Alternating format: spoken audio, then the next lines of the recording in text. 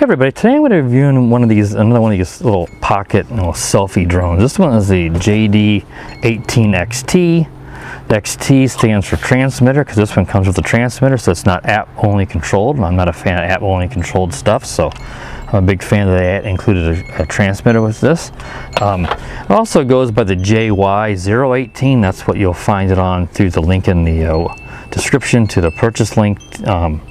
To Hobbywow's website, it's the JY-018, but they call it the JD-018XT as its official name. It comes in red and it comes in this teal and black like I have with the power button on top. There's just two sets of LEDs and they are very dim, so that's one of the biggest drawbacks of this drone is the LEDs. It does has this green one here in the front, which you can only really see it up towards the top unless it's in the nighttime. Then you can see it all the way down this rubber strip. And there's a very faint red LED here in the rear that's supposed to help with orientation, but you know, the LEDs are not easy to see, so that makes seeing the LVC nearly impossible unless you're flying it at night, because there's no LEDs on the arm, so you don't have any extra LEDs for orientation or to locate it on the bottom. It's got a 2 megapixel 720p camera here on the front, and it does record to 720 to your phone if you turn on the 720p preview. Now on my flight review, which I've already done, I'm unsure because a few tests I've done it was 4:3 and I forgot to look in those options in the app, which I'll show you in a moment. If you turn that on, you'll get the full widescreen and the higher detail, though you may introduce a little more lag, so it could affect drop frames when you're trying to transmit more data. So if you want to be safer, you go with the regular with it off. It'll just be 4:3 on the record video, even though it'll look like widescreen on your phone. So just something to keep in mind. Let's go ahead and fold out the arms. They don't necessarily lock into place. They're just going to go to their spot. And like I said, there's no LEDs on them.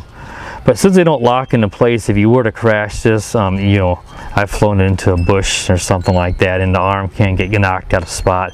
Just make sure that you get it back into its spot so it flies properly. It does have these teal props in the front, so that helps with orientation, especially if you're not flying with the app. So I have no problems with orientation because of these props in the front. So I'm glad that they did include the colored props in the front. Because I don't look at my FPV feed very much when I'm using it. It's more for recording a video for me, because you're not going to fly these things far enough away to be using FPV for out of sight flight, and the transmitter's not going to go that far. But so let's go ahead and let's look at the battery. The battery is sort of proprietary. It's just a LiPo stuck in this plastic case with a JST connector. It's a 1S 500 milliamp battery. It gets a decent flight time, around 6.5 minutes, so not too bad. I wasn't able to get an LVC time because you can't see these lights, so it's just unless I fly it at night, which I didn't do.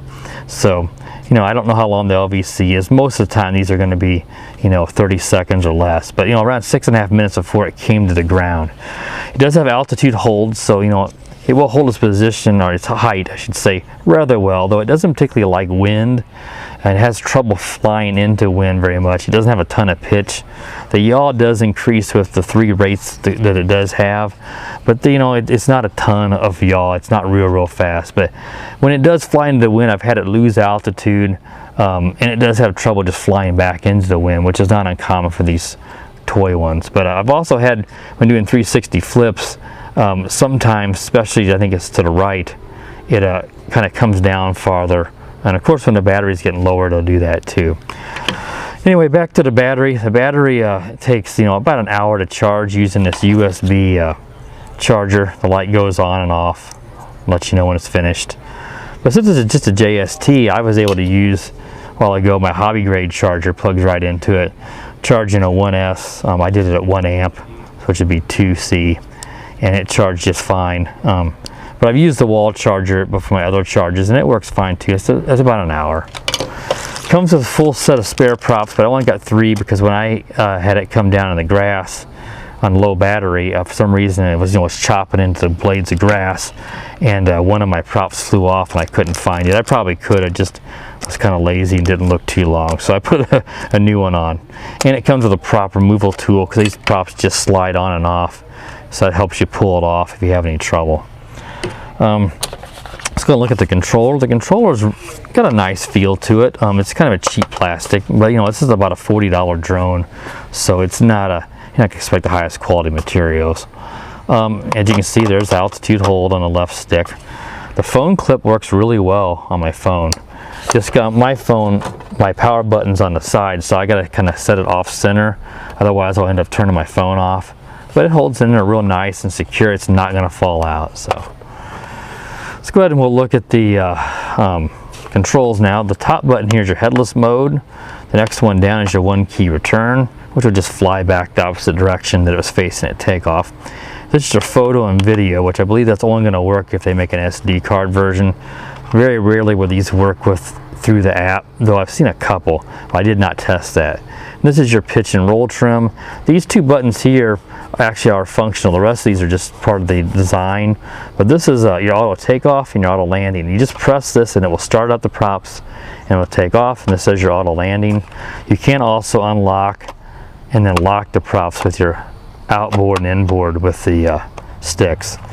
Your top left here, this is your 3 rates on this top left button, and like I said, it doesn't increase the speed much. It gives you a little more pitch, and the yaw does increase a little bit, but anytime there's any kind of wind, like you'll see in my test flight, you got to have it all the way up, because at one point in my test flight, it flies out down the street a little ways, and I got to pitch all the way back, and I just kind of hold it in place till the wind lets up and I can turn it around, because if you try turning it around in that wind, it's going to fly, get pushed off on you as you're turning around, because it just doesn't have a super fast yaw. And this is your 3D flips button on the top right, but it only flips right and left, and it could be the length of the quadcopter, you know, with it being longer, it doesn't do good flips front and back, and that's why they disabled it. So it only flips right and left. Not a big deal to me. I'm not a huge fan of 3D flips anyway, but just something to keep in mind. It doesn't do them forwards or backwards. The top left, if you hold it down, will also kill the motors. I've had to do a few times whenever I crashed it into a bush. You know, you can kill the motors that way. To calibrate the gyros, just both sticks down and to the right. Pretty common for most of these. You're gonna have trouble seeing those LEDs, so you know, just hold it down to the right for maybe about 6-7 seconds to be safe. Unless you're doing it at night, you're not going to see the lights flash, especially since there's no LEDs on the arms. Let's go ahead and we'll look at the app just very, very briefly. The app that you're going to get, the JY-UFO, and that's the app that you're going to use. When you get into it here, there's a setting buttons, and you press that setting button, and there's your preview 720p. Turn that on if you want 720p video saved to the phone.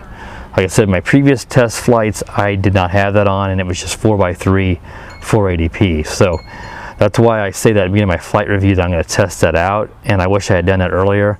So there will be, in the flight review, you will see 720p 16:9 aspect ratio video, which is better. So that's what you always want.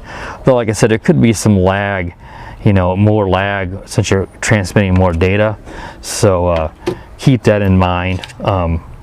If you're getting a lot of lag, then you can, you know, going down to the 480 or turning that 720p preview off might make the lag a little bit less. I'm not going to go over the controls on the app. It's just like all the other Wi-Fi ones, just photo, video, gyro control, and turning your on-screen display controls on and off. So just real basic. It gets the job done, and it does it pretty well. It's just like someone just takes the same app and they keep skinning it for different manufacturers and then putting a different name on it, because it looks identical to almost every other app I've seen for these Wi-Fi FPV drones. So I think that covers everything, so we'll move along now and we'll go on to that flight review. Alright, so I have the JD-018 foldable little selfie drone bound up with the controller and the Wi-Fi FPV feed here. One thing I didn't mention in the table review here is that the camera is tiltable, so you can tilt it down 45 degrees here, or you can tilt it even all the way up and even upwards some. So I'm going to have it up some I haven't tested it that way before, so we'll see if it catches any of the body. This will help when you're flying forward to keep it on the horizon and not catching the ground. So we're going to try it that way. I also turned on the 720p preview on the app. So it's probably going to be a little laggy, but it should get a little bit of detail. Alright, so let's go ahead now, and we'll go ahead and start recording the video. Press the record button. So we'll see now whether it's still 4:3 or if it's 16:9 720p or not. And we'll go ahead and do the auto takeoff. I'm going to go right up. Well, we got a little let up in the breeze. You can see the yaw is pretty slow, and it really wants to drift with any kind of breeze. I'm going to go ahead. There's a second rate, and I'm going to go all the way up to the third rate.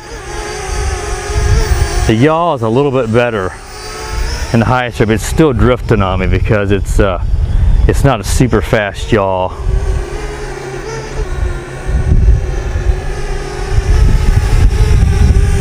So, like I said, the yaw's not even that fast on the highest rate, but it is a little better. But you have more pitch. There's a decent north to south breeze blowing the drone right to left. So let's take it out to the right, and we'll let the wind bring it back towards us. And it's going to drift by pretty quick here because there's a decent breeze. So it's not exactly the most ideal conditions to test this because it's more of a light breeze to no breeze type of day flyer, or an indoor flyer if you have enough space. But the video, you know, it's not terrible, and it doesn't seem to have a ton of jello, which is good. Some of these get a lot of jello in them. And so we'll see how the video looks side by side with that 720p turned on. Let's go ahead and do a few 360 flips. Now, like I said earlier, it only does them right to left. It won't do front and back. So let's go ahead and do one. Usually does them pretty good. That drops a little more in altitude. Sometimes it does that. But for the most part, and like I said, the wind really messes with this quadcopter quite a bit because it's so light. Let's do one to the left. See, that was really good. Let's do another one to the right. The wind's let up. It wasn't too bad. Let's try another one to the right. You see, it kind of lost out to. Let's see what it does when I go to the left. Seems to be a little better at flipping to the left than the right. Now, I'll try going forward and back, but I've never been able to do a front or a back flip. See, well, I hit the controller too much to the right. But it does not do a front flip, see? And it just cancels it out. So there's a decent wind. I'd say it's probably a 10-mile-per-hour breeze here today. And that's going to be a little tough on a guy of this size. So considering the breeze, it's not doing that bad. But you can see it's real. I got it full pitch backwards here. And it's really having a hard time coming back. In fact, it's just kind of staying in its spot and kind of drifting on me. So when that breeze lets up, it should come back. It just keeps on getting blown away. I'll walk up this way. It's like I said, it's just having trouble handling the breeze.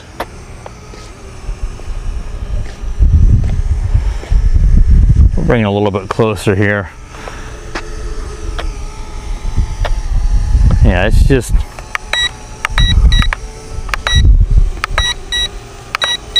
make sure we're in the highest rate. There we go.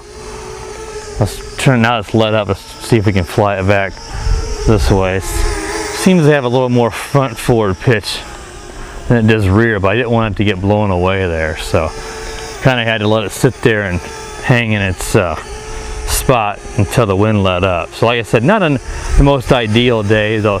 The breeze is intermittent. Right now it's not too bad and we can fly it around some, but you see it's not too bad now.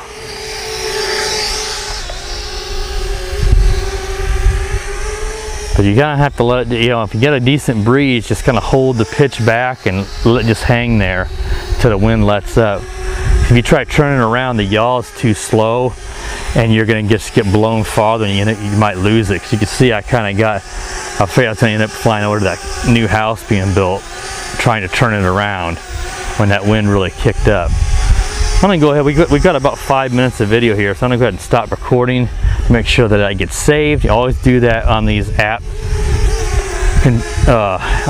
FPV controlled video, so you don't lose it. If you let the battery run dead on you, then that or you turn it off the drone without pressing the stop button, you will lose that video. To be corrupted and you'll lose everything. So always be sure to do that. So we're going to be getting down to this low battery here soon. Now I don't know how long the LVC is, and that's why I didn't mention the table reviews, because I can't see those lights in the day.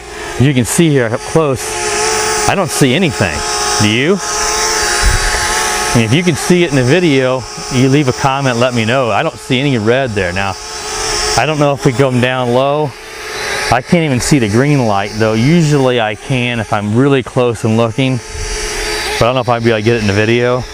Now at night you can certainly see it, but even at night the red light's not very bright. So you'll have to make a decision on that, whether that's enough of a con to not consider this drone. For me it's not, because I don't fly these at night much, and I don't really rely on the LEDs very much.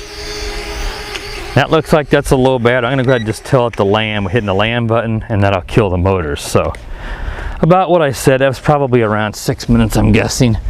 You know, I stopped the video, so I don't have a timer going anymore. But overall, I don't think this is too bad of a drone. I mean, compared to the other ones that look like this is certainly better than the Elfie. I absolutely hate it. I hate the Elfie. I think it's probably the worst, maybe the worst drone, one of the worst drones ever made. Yeah, I can see a flashing green, that's my LVC, so kind of pointless, because you're not going to see that out in the daytime. I don't know why they didn't add more lights. That's not going to reduce the battery, the flight time much at all. If they'd put some lights on the arms to make it at least possible to maybe see it. So, well, that should wrap it up. So be sure to subscribe if you're not a subscriber, and have a good day. The power of the dark side.